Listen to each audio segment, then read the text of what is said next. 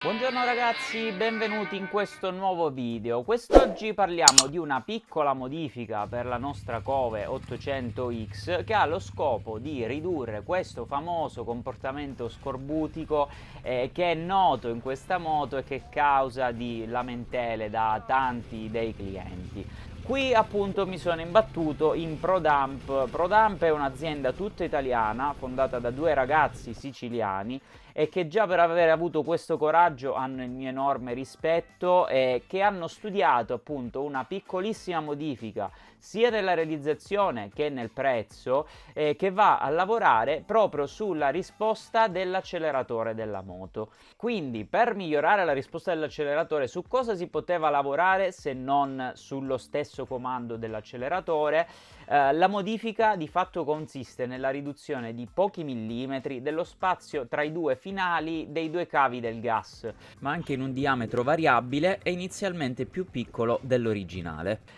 Questo fa sì che il tiro della manopola sia più diretto, dinamico e meno violento. Questa è l'idea di base. In questo video dunque vedrete in una prima parte il tutorial sull'installazione del comando di gas che abbiamo eseguito contestualmente alle manopole ProDump e che comunque è molto semplice, ve lo faremo vedere così in breve. E nella seconda parte poi le impressioni che ho avuto sulla modifica dopo circa 1000 km di utilizzo e sull'effettiva utilità di questa componente sulla nostra moto.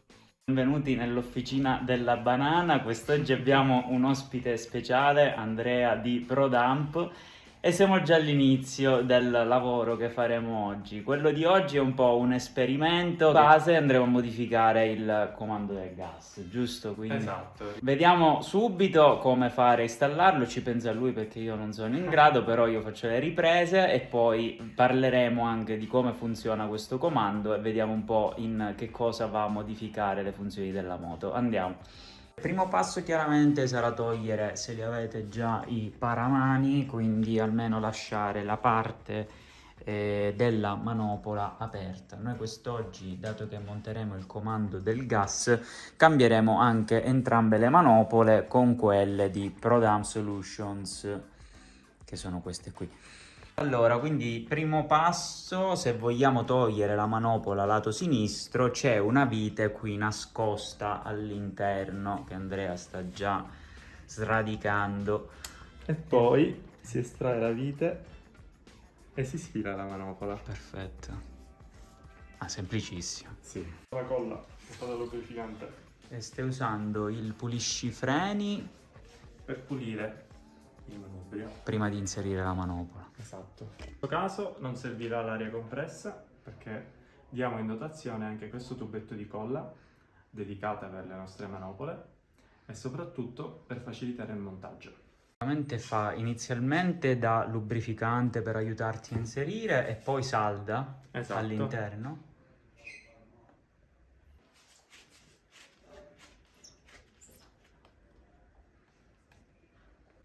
Siamo quasi arrivati. E qua abbiamo montato la sinistra, quindi nessuna grossa modifica, soltanto la manopola.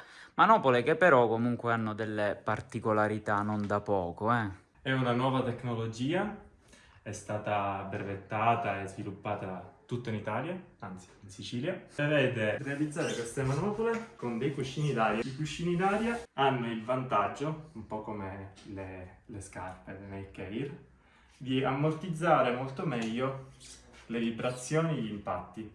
Questo significa per il pilota non avere il formicolio alle mani. Altra particolarità è che la manopola va orientata verso il pilota, ovvero qui c'è un piccolo segnale, una tacca, che va orientata verso il pilota perché questa zona è più dura, così nelle manovre voi non perderete feeling con il mezzo, mentre la parte di sopra resta più morbida, riuscite a vedere il cuscino, resta più morbida per avere comunque il cuscino in appoggio. Quindi prima cosa, per la parte della manopola del gas, allentare i registri dei due cavi del gas. Quindi svitiamo la vite che c'è qua sopra, proprio nel comando, cacciavite stella, molto semplice. Quindi tolta la vite si apre la parte dei cavi del gas. Quindi verifichiamo quanto siano tesi i cavi del gas. Se sono molto tesi non riusciamo a toglierli direttamente da qui come nel nostro caso, togliamo da sotto il blocchetto rimuovendo quindi l'altra vite che lo mantiene da giù. E qua sotto abbiamo un'ulteriore vite sempre da togliere se dobbiamo rimuovere il blocchetto, quindi questa procedura non è obbligatoria, giusto Andrea? È consigliata. È consigliata per allentare la tensione dei cavi gas. Esatto. Sì, ora esce. Bene, quindi adesso dovremo sfilare i cavi, fare attenzione ovviamente a non sfilacciarli. Abbiamo dovuto smontare il blocchetto aiutandoci con la rimozione del riser. In questo caso è stato necessario smontarlo, però non è detto che sia così. Magari solo con il registro tutto chiuso si riesce ad avere il giusto gioco per estrarla. Iniziamo a mettere i cavi. Uno è andato.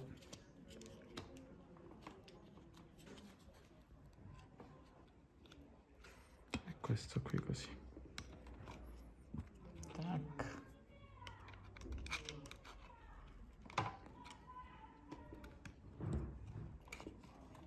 Ok. Perfetto.